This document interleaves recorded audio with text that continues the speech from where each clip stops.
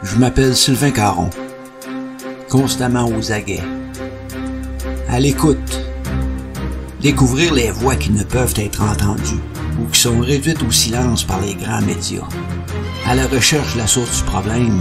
Très souvent, le chemin à parcourir est rempli d'obstacles de toutes sortes.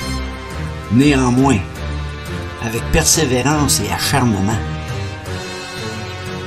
il est possible de mettre en place une stratégie de façon à prendre le chemin de la solution.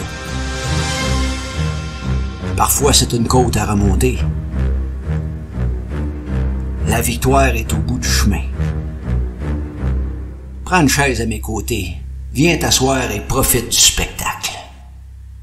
Eh bien, bonjour encore une fois. On était sur le terrain, on a reçu une invitation de se rendre au point de presse du Bloc québécois.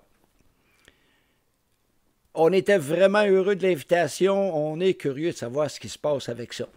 On a eu le plaisir de rencontrer Yves-François Blanchet, chef du parti. Sébastien Lemire, candidat pour l'Abitibi-Ouest à Rouyn-Noranda. Sylvie Bérubé, candidate d'Abitibi-Est à Val-d'Or. Et un invité surprise, François Gendron. On était vraiment heureux de lui serrer la main. Vous allez pouvoir voir ce que la caméra a capté pour vous sur l'ambiance très chaleureuse. Et on anticipait l'arrivée du chef du Bloc québécois. À vous de regarder maintenant.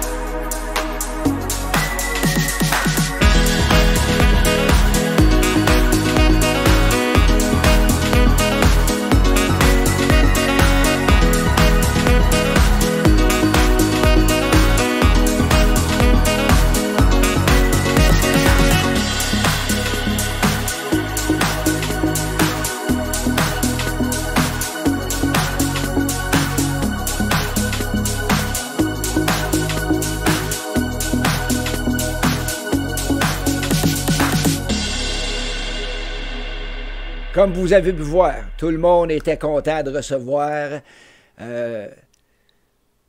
Yves-François Blanchet, Sébastien Lemire, Sylvie Bérubé et, en coulisses, si je peux me permettre, M. François Gendron, ainsi que plusieurs autres, mais ça, c'est les personnages de qui on voudrait parler en ce moment.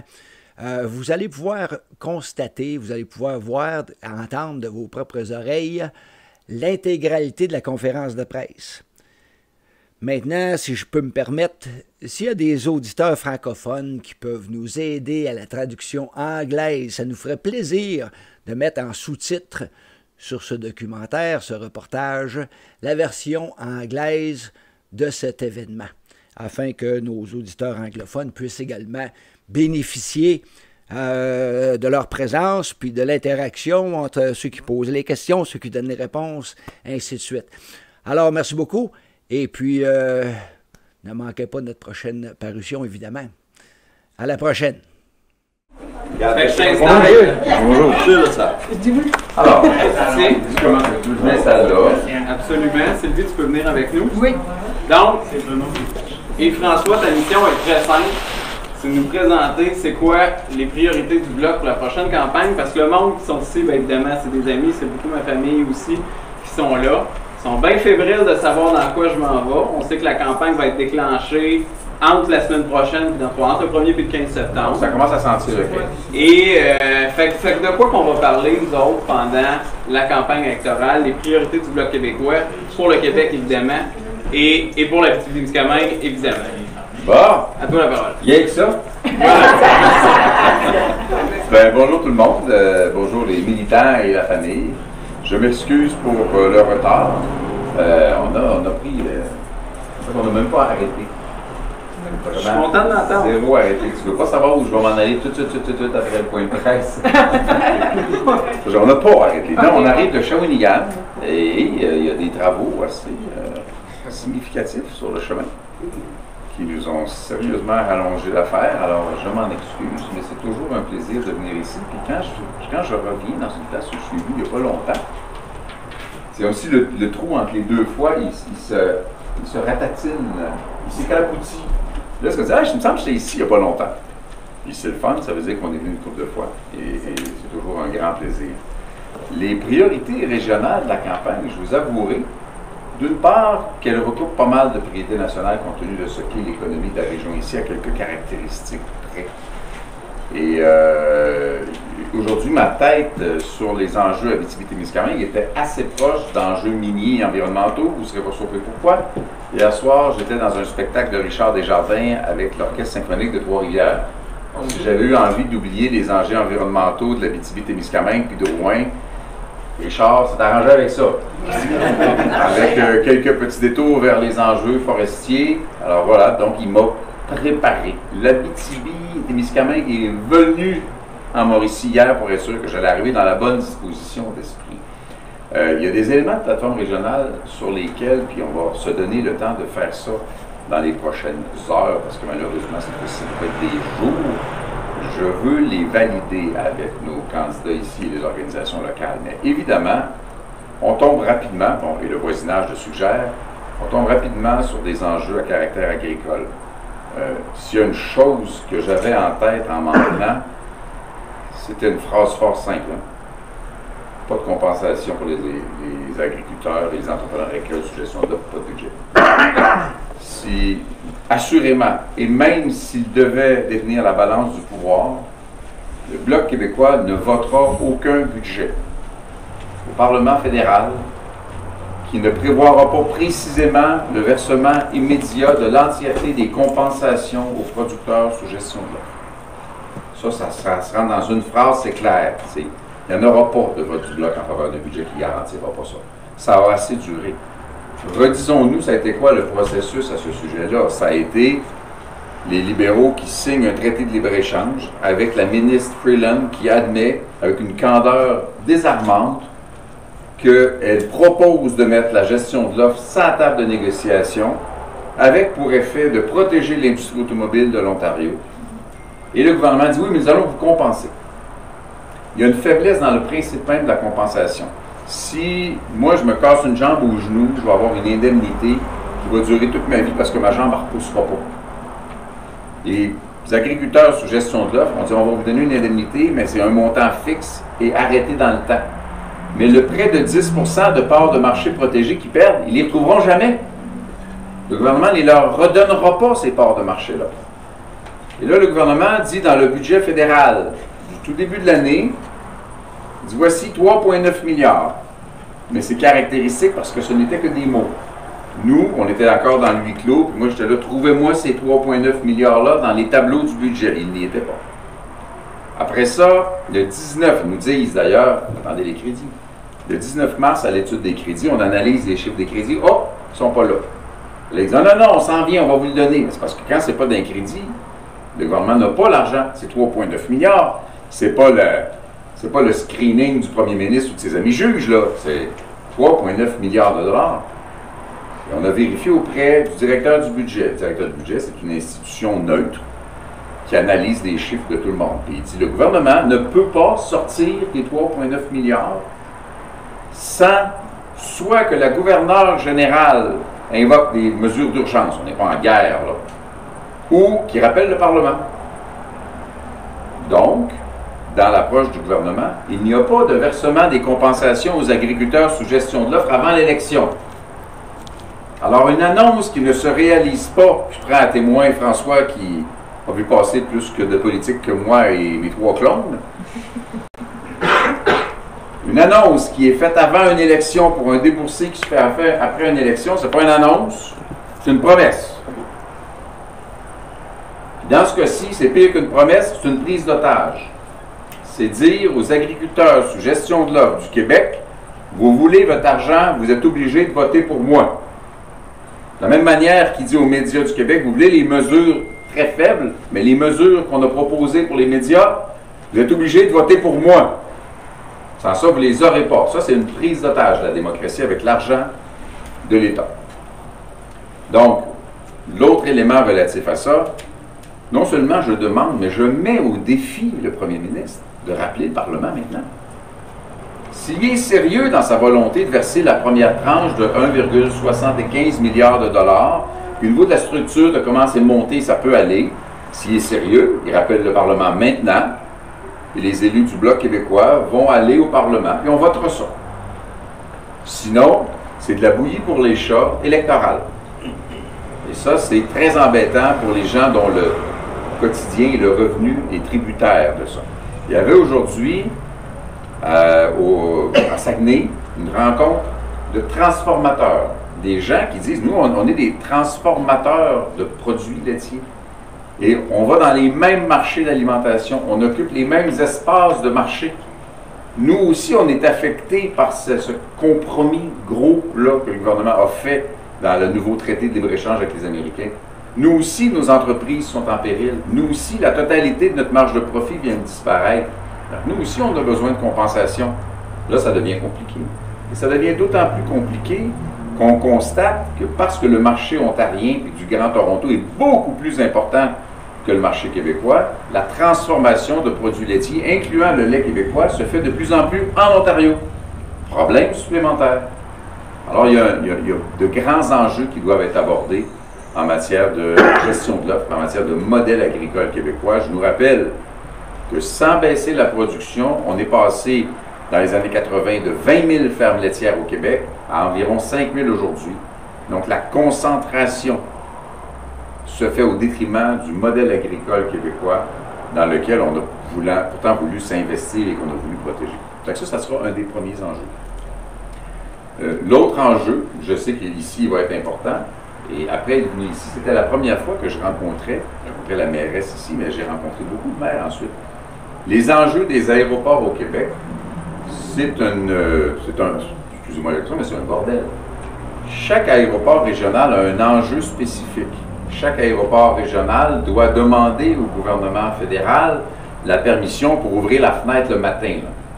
Ils sont totalement attachés sous la juridiction fédérale. Ils ont besoin de moyens du gouvernement fédéral qui ne répond à aucune des demandes avec un élément, avec un facteur de ralentissement important du potentiel de développement économique des régions. Et ça, je vais vous attacher ça sur le dossier Air Transat. Qu'est-ce que c'est le dossier Air Transat? C'est une entreprise québécoise qui fait essentiellement dans le tourisme. Ce n'est pas une entreprise qui dessert les régions du Québec. Cette entreprise-là devient à vendre. Et là, le processus se met en branle, puis Air Canada lève la main avant même que la phrase « Nous sommes à vendre » soit finie, Air Canada a déjà la main levée. Et là, ils disent « On veut acheter ça ». Ils font une proposition. Et là, les dates, ça avance vite parce que ça ne se monte pas si vite que ça. Mais j'accuse personne de rien. Mais si Air Canada l'avait su avant, je n'aurais pas été surpris. C'est venu vite. Ça n'a pas été long. Et là, il y en a d'autres, dont au Québec, qui disaient, nous autres, ça pourrait nous intéresser. Et là, le Bloc québécois soulève une couple d'enjeux. D'abord, l'enjeu de la propriété. Ça change de quoi garder un siège social? Puis une promesse de garder un siège social, puis garder un siège social, je vous le jure, c'est pas la même affaire. Vous en parlerez à Rona, vous en parlerez à tout le monde. Le siège social d'Air Transat, dont on dit qu'il resterait à Montréal, deviendrait une canisse vide, avec des membres de conseil d'administration qui prendraient l'avion de Toronto pour venir à Montréal faire leur conseil d'administration à tous les quelques mois. Il y a un enjeu de concentration. Il y a un enjeu de desserte régionale. C'est vrai, Air Transat ne dessert pas les régions du Québec. C'est pas sa job. Mais plus Air Canada concentrera l'ensemble des services, plus Air Canada sera capable de dire au gouvernement fédéral « Achalez-nous pas ». Pourquoi? Parce qu'ils vont se diriger vers une situation de quasi-monopole. Or, on a déjà un problème dans les régions du Québec avec des billets d'avion d'Air Canada qui parfois coûtent plus cher pour venir à Rouen que pour aller à Paris. Ça n'a évidemment aucun sens. Quand on parle de transport collectif en général, là, on dit c'est pas fait pour être rentable. Mais quand on parle de transport aérien comme soutien économique essentiel au développement des régions du Québec, alors là, soudainement, le facteur de rentabilité fait foi de tout. Ce qui fait qu'il y a une desserte qui est inadéquate, beaucoup trop chère. Et moi, j'ai fait le trajet des îles de la Madeleine à Québec il y a 2 semaines à peu près. Le 11. Oui, ici. Ça passe vite, Oui, c'est vrai, ça passe très vite. Donc, le 11, j'ai fait le trajet des îles de la Madeleine à Québec en arrêtant à Gaspé. C'est assez local. Hein? J'ai pas entendu beaucoup de monde parler anglais dans l'avion, bien que ça se peut. On espère qu'il y a des touristes qui viennent. Et l'agente de bord, aussi francophone que vous autres puis moi, a commencé les 2 fois son laïus en anglais. Là, tu te dis, OK, mais c'est rendu classique. Air Canada est le principal client, si on peut l'appeler comme ça, du commissaire aux langues officielles du Canada. C'est Air Canada qui a le plus de plaintes sur le non-respect du recours à la langue française dans les services rendus, alors que la loi l'oblige. Et là, on dit, on va prendre une autre entreprise, un fleuron québécois, puis on va l'envoyer à Air Canada, avec le grand respect qu'Air Canada a toujours montré pour le Québec. L'autre enjeu, c'est les emplois. On dit, non, Air Canada va garantir les emplois au Québec. Avez-vous entendu parler d'Aveos? Une entreprise où il y avait 260 emplois dans l'ouest de Montréal, protégée par une loi.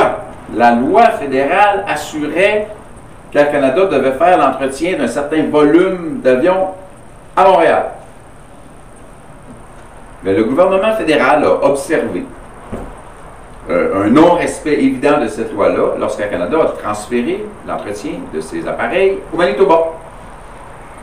Il semblait que soudainement un vote manitobain valait plus cher qu'un vote de l'ouest de Montréal ou qu'un vote dans l'ouest de Montréal. De toute manière, ça risquait toujours de voter du même bord un peu. Et plutôt que de dire à l'entreprise « Vous ne respectez pas la loi », ils ont changé la loi. Et non seulement ils ont changé la loi pour rendre ce qui était illégal légal, mais ils l'ont fait rétroactivement. Quand même pas pire.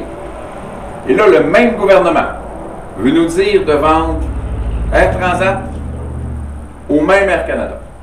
Alors là, le ministre a dit, non, on va se donner le temps, on va faire l'étude, intérêt national. Il y a une seule institution, une seule gang qui a dit, on invoque l'intérêt national pour faire une étude élaborée de la transaction. Il y a une gang qui a demandé ça, c'est le Bloc québécois. On a écrit au ministre, et le ministre a acquiescé. Alors on pourrait dire, on va célébrer, champagne. Mais pas trop de champagne, parce que le but est essentiellement de reporter cette décision-là après l'élection, pour que lorsque Air Canada soit satisfait de la décision du gouvernement, il reste 3 ans et demi avant l'élection suivante. À ce moment-là, ça va bien aller, que ce soit n'importe quel gouvernement fédéraliste. Je vous annonce qu'Air Canada risque d'avoir ce qu'ils veulent. Malheureusement, parce qu'il y a des entreprises québécoises qui disent « Nous, on veut racheter Air Transat. Protéger les emplois, protéger la langue française, protéger la concurrence sur le marché québécois. » Donc, c'est un enjeu qui est important, c'est un enjeu qui me fait penser à celui dont on avait parlé la première fois des aéroports. On avait fait le travail d'ailleurs au Parlement sur l'enjeu que la mairesse avait soulevé. Ici, ce sera important. Les enjeux environnementaux. Aussi, hein, les retards aériens, là, c'est. La ponctualité n'est pas claire. C'est incroyable. Ah, ça, je me rends compte quand. Là, je suis venu en auto, je suis en retard pareil. Mais c'est un embûche au développement des régions. C'est clair. Absolument.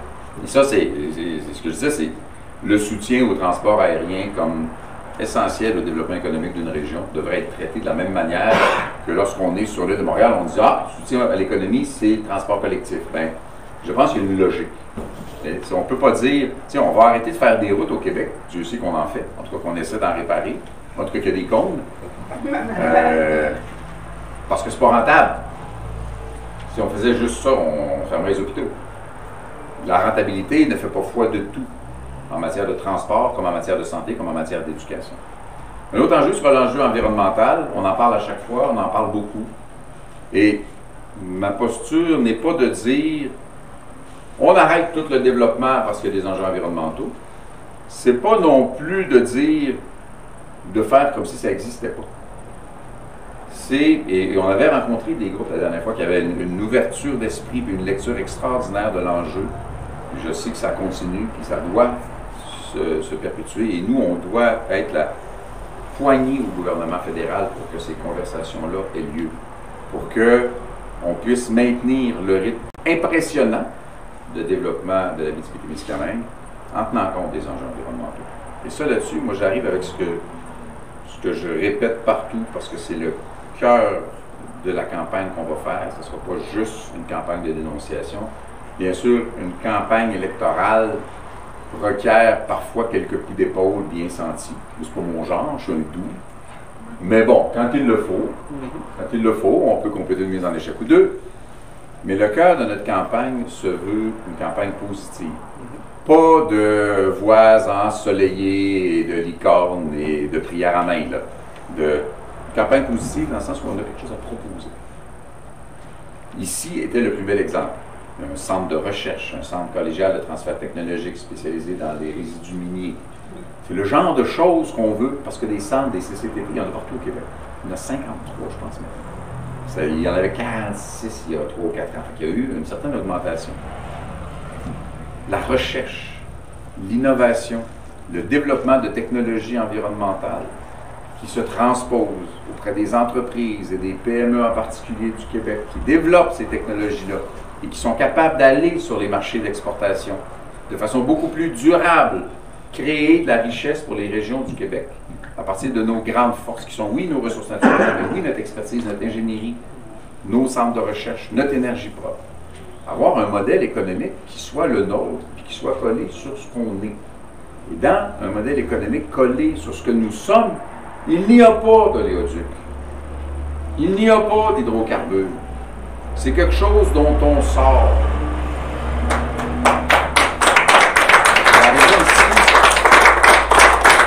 La région ici est capable d'être exemplaire. Et le dernier élément, et je clôturerai là-dessus parce que j'ai tellement de morceaux qu'on pourrait y aller longtemps, c'est la transformation. Il y avait, et ça, ma prédécesseur à la direction du Bloc en parlait beaucoup, la transformation, deuxième et troisième transformation, Martine en parlait beaucoup, à juste titre. À ressources égales, si on transforme les ressources naturelles extraites d'un territoire donné sur ce même territoire, on crée, je ne dirais pas beaucoup plus d'emplois, parce que l'enjeu n'est pas de créer plus d'emplois, c'est de combler les postes existants présentement. On peut créer le même nombre d'emplois beaucoup plus diversifiés en exerçant beaucoup moins de pression sur la ressource. Pourquoi? Parce qu'on la transforme localement. On a une économie diversifiée qui s'appuie sur l'ensemble de nos ressources. C'est correct de donner des emplois entre payants et très, très payants à nos jeunes qui ont leur maison à 21 ans. Moi, je trouve ça parfait. C'est de la famille dans la région ici qui profite de ça, puis je trouve ça parfait. Mais imaginez si pendant que l'argent est là, la région ici, comme le Saguenay, comme la Gaspésie, pouvait en prendre un bout et dire, OK, on va se développer un modèle à long terme. On va se développer un modèle de transformation de ces ressources-là, plutôt que d'exporter l'emploi, le garder ici. Pour faire ça, il faut garder notre argent, il faut garder un grand contrôle sur nos ressources naturelles, il faut garder un modèle qui soit compatible avec ça. Parce que quand on prend 4 milliards de dollars des Québécoises et des Québécois simplement pour participer à l'achat de Trans Mountain et la mise à niveau de Trans Mountain pour exporter le pétrole de l'Alberta vers Burnaby, puis combien il y en a ici qui sont déjà allés à une des deux places? C'est pas exactement notre réalité, c'est pas notre quotidien, c'est pas notre économie à nous. Donc on détourne des ressources naturelles, des ressources financières qui appartiennent aux Québécoises et aux Québécois. On les envoie pour exploiter le pétrole de l'Ouest canadien.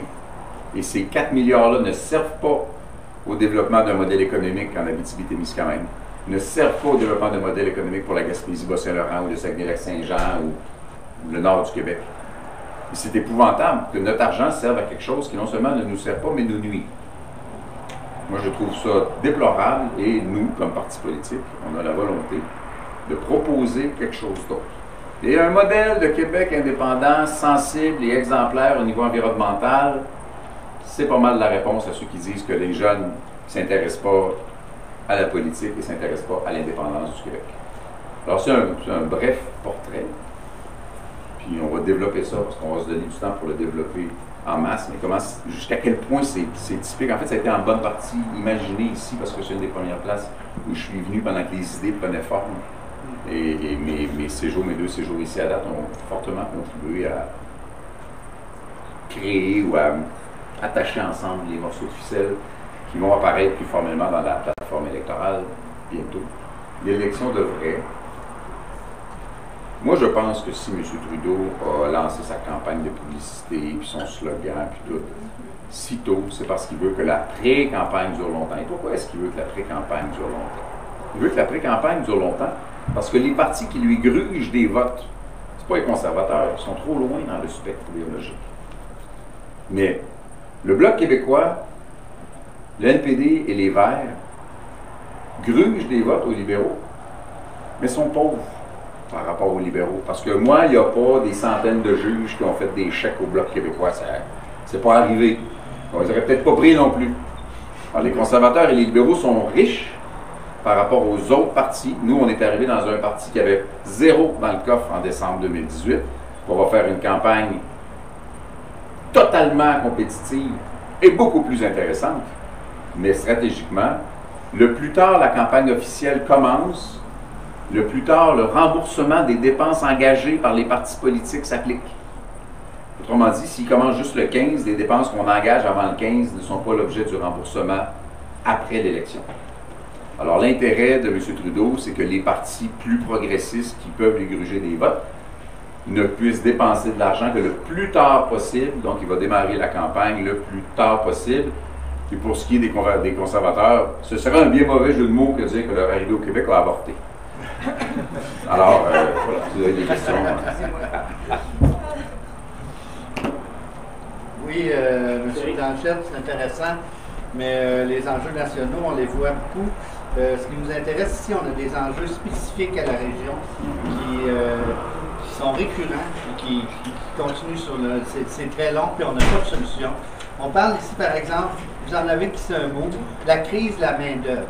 On a un gros problème de main-d'œuvre. On a des entreprises qui ne sont pas capables de répondre à des commandes, qui sont obligées de fermer des quarts de travail et puis qui ne peuvent pas.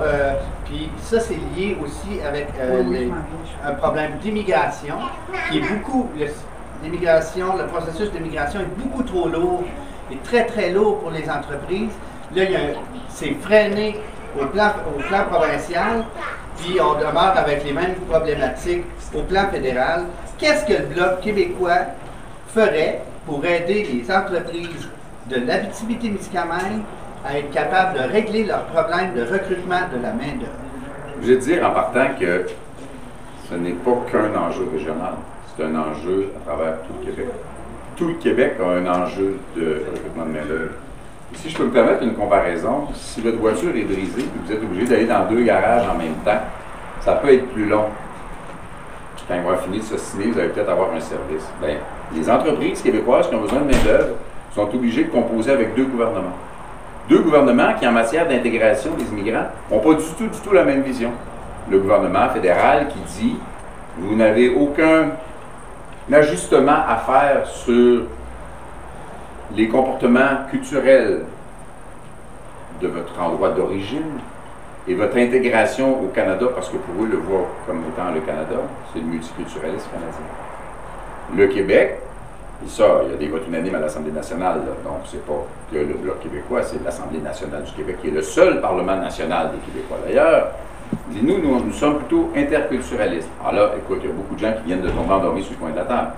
Mais l'interculturalisme, c'est de dire aux gens, écoutez, vous êtes les bienvenus. Puis moi, je me lève pas le matin en ayant peur des invasions d'immigrants. Il y a des gens qui m'envoient beaucoup de bêtises pour ça, mais je pense qu'il y a des gens qui viennent de partout au monde qui sont totalement qualifiés, compétents et qui méritent totalement de vivre au Québec. Et pour moi, quelqu'un qui met le pied sur le sol québécois et qui veut vivre ici, c'est un Québécois. Ça règle la question. Maintenant, je vais lui demander une couple d'affaires. Peux-tu apprendre le français? Si tu ne parles pas déjà. Pourquoi? Parce que si tu rencontres quelqu'un d'une autre origine, puis tu ne sais même pas d'où il vient, au coin de la rue Guy puis Sainte-Catherine, dans le secteur le plus anglais de Montréal, ce serait normal que tu l'abordes en français, parce que tu vas supposer qu'au Québec, tout le monde est capable de parler français. C'est la langue commune. Il n'y a personne qui pense que les Américains sont des fous furieux parce que des étrangers s'abordent en anglais à New York. Il n'y a personne qui pense ça. Mais au Québec, on est des maudits pas fins si on veut que le monde s'aborde en français. Première affaire. Deuxième affaire, l'égalité des sexes est une valeur fondamentale. Puis je la mets tout de suite, il y a une bonne raison. L'égalité des sexes est une autoroute directe vers la notion de laïcité de l'État. Moi, je peux ranimer l'anthropologue en moi pour vous dire, écoutez, une religion qui n'est pas profondément sexiste dans ses origines, parmi les 4-5 grandes religions du monde, je ne peux pas vous en nommer. Il faudrait s'assumer quelque part. Les gens ont droit à leur conviction personnelle, ça, je ne mettrai jamais ça en doute. Mais l'État n'est pas le véhicule de ça. Donc la laïcité de l'État est une valeur qui est intimement liée à la notion d'égalité des sexes. Et je rappellerai que la laïcité de l'État est une valeur progressiste héritée de la Révolution tranquille. Quand le Québec se reprenait en main, il dit « Nous sommes une nation, c'est une nation québécoise. » Il s'est affranchi à bien des égards de la domination anglaise et il s'est affranchi à bien des égards de la domination religieuse. C'est une valeur progressiste. Bref, il y a une couple de valeurs comme ça, avec un peu de connaissance de l'histoire. Tu sais, on pense que ces gens-là devraient adopter. Une des bonnes manières de le faire, c'est la régionalisation de l'immigration. C'est de faire en sorte que les immigrants soient invités à ne pas tous s'installer dans les mêmes secteurs des mêmes villes, essentiellement à Montréal ou autour de Montréal. Je dis inciter ou inviter, je ne suis pas trop chaud sur la coercition, mais par un simple crédit d'impôt à l'installation en région, déjà on aurait quelque chose. Ces gens-là viennent ici pour travailler. Ma conjointe est directrice d'un centre de recherche. Il y a une 60aine de personnes qui travaillent là. Il y en a de 14 nationalités différentes.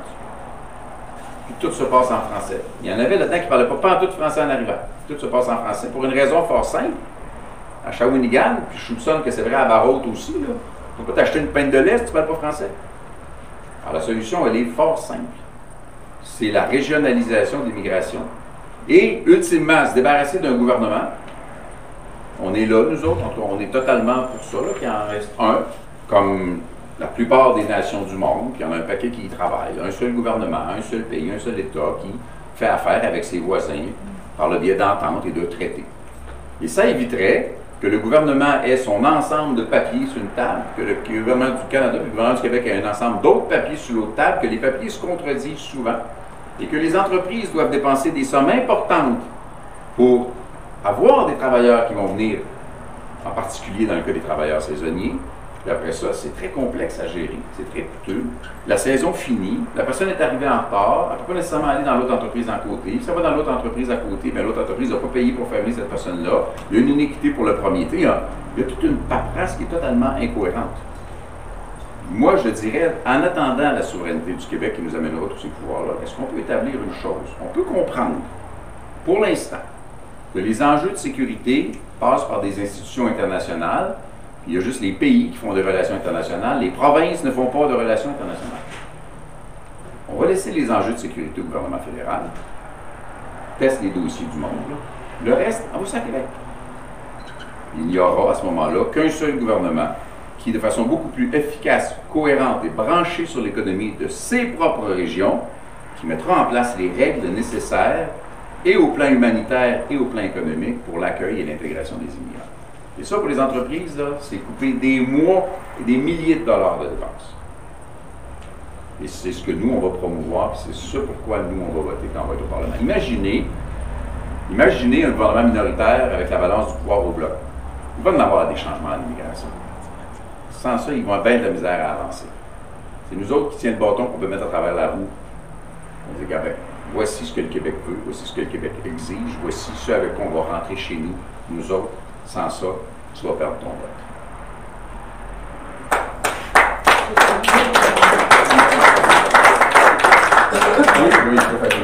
On va avoir une autre question qui est complémentaire à celle-là. Rien pour faciliter les choses. Après la crise, avec la crise de la main-d'œuvre, on a une crise du logement importante. Besoin de logements sociaux. Donc, une fois qu'on les amène ici, on n'est pas capable de les loger. Ou il faut absolument qu'ils s'achètent une maison, puis les prix sont rendus prohibitifs à cause de la grande effervescence du domaine minier et tout, donc ça a amené une forte hausse du prix des maisons. Les gens se retrouvent, même les gens du cégep, ils ont de la difficulté à se loger. Il faut qu'ils se retrouvent à Noranda-Nord, à Évin, en banlieue, là, ce qu'on pourrait appeler semblable à la banlieue. Donc, on a un problème important de logements sociaux. Le gouvernement fédéral s'est désengagé depuis des années dans l'investissement en logements sociaux. Qu'est-ce que le Bloc québécois pourrait faire pour favoriser le développement de logement social en région, puis peut-être pour obliger le gouvernement fédéral à s'impliquer, parce que là, on n'est pas souverain. Le gouvernement fédéral doit, dans ça comme dans bien d'autres choses, envoyer le chèque à Québec, et le Québec va s'occuper du logement social. Cependant, il faut d'abord prendre acte de la nature du problème. Il n'existe pas de sociétés qui se sont rapidement enrichies et où tout le monde en a profité. Il y a toujours du monde qui reste sur le quai quand le train quitte la gare. Il y a toujours des poches de pauvreté qui subsistent. Il y a toujours des gens qui ne sont pas capables d'embarquer dans cet élan économique-là.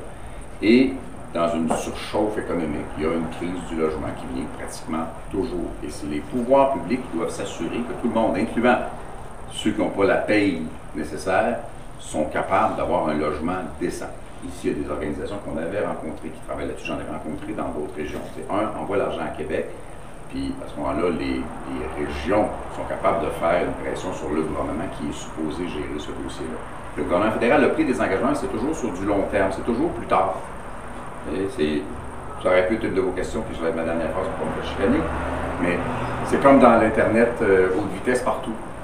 La région ici n'est pas couverte partout, évidemment. On va faire un programme, on va mettre X dizaines de millions dedans, mais on ne vous rendra pas de compte sur notre programme avant 2026. La fin du programme, c'est en 2030. Il va y avoir une autre élection entre-temps. C'est une lacune grave en reddition de compte. C'est toujours faire des promesses pour plus tard, à un moment donné, peut-être si ça va bien, sachant très bien qu'il peut y avoir un changement de gouvernement, ou avant que le programme ait donné ses résultats, Justin Trudeau va se percer sur une galerie avec un joint. Tu sais, à un moment donné, il faut mettre une échéance claire. Envoyer l'argent à Québec, Québec va mettre en place un programme, et en faisant la distinction entre le logement social et le logement subventionné, qui n'ont pas le même effet pour les clientèles en besoin. Je terminerai avec en demandant votre position sur le projet gazoduc c'est pas un pipeline pétrolier, c'est un gazoduc de gaz naturel qui se rend jusqu'au lac Saint-Jean. Je n'ai aucune sympathie pour une économie qui, dans le futur, resterait appuyée sur les hydrocarbures. Les hydrocarbures ne sont pas l'énergie du futur. C'est encore trop l'énergie présente, mais ce n'est pas l'énergie du futur. Si la région du Saguenay décidait de s'orienter autrement, moi je ne pleurerais pas. Sauf qu'avant de trancher sur un projet, quand on a une institution comme le BAP, on attend le résultat du BAP. Si on veut une analyse environnementale complète, qu'on a une institution qui est tout à fait crédible pour le faire, on a confié ça au BAP, on va attendre la réponse du BAP, puis après ça, on va se faire une idée, mais vous pouvez comprendre que je ne me lève pas le matin en me disant ça serait bon le fun qu'on ait un gazoduc. C'est pas ça ma vision. L'autre élément qui est important lorsqu'on fait des évaluations environnementales, parce que ici, on va passer un tuyau à travers la région, sans impact économique de quelque nature que ce soit, sauf 3 cabanes à patates frites sur le parcours pendant que les travailleurs mangent le midi, là, mais à part ça, il n'y a pas énormément de retombées. Je dirais qu'on passerait au conditionnel, puis que c'est des gants de chasse. C'est ça. Ouais, bon. Peu de retombées, clairement. Et l'enjeu environnemental, ce serait, s'il y a des fuites, c'est des émanations fugitives, ça s'en va dans l'atmosphère, ça contribue au gaz à effet de serre. C'est pas comparable à un oléoduc dont les dommages environnementaux sont au sol, ou dans le sol, ou dans les rivières. Par contre, à l'autre bout de ça, il y a une autre analyse à faire, c'est l'embouchure du Saguenay, où on prend tous les projets en saucisse comme s'ils n'étaient pas liés les uns aux autres, et ça s'additionne. La pression que les projets mettent sur la rivière Saguenay, qui est rendue un canal de transport maritime extrêmement important, il faut le combiner ensemble. Il faut faire une analyse globale. Pour l'instant, les entreprises réussissent à avoir des analyses à la pièce, comme si ce n'était pas la même rivière où tout le monde allait passer finalement. Plaisir. Quel? Si on n'a pas tout fait dans ce sujet-là. Maman? Non, Ben, je vous remercie énormément de votre présence. Merci François. Un plaisir. Donc, on s'en va vers le FME, rencontrer les gens. C'est ça notre programme. Et demain, on va être aussi sur la route vers le festival du camionneur à Barrault. Entre-temps, on va aller rencontrer les gens ici à l'UPA. On va aller rencontrer les gens du milieu syndical. Donc, une horaire assez chargée sur le terrain. Puis, ben, il y a une partie que je souhaitais pouvoir aussi rendre le chef accessible à vous, que vous sachiez davantage dans quoi je m'avance. Fait que merci d'avoir été là, merci de vous être présent. Puis, vivement le déclenchement, et qu'on puisse avoir le résultat que l'on souhaite pour la région.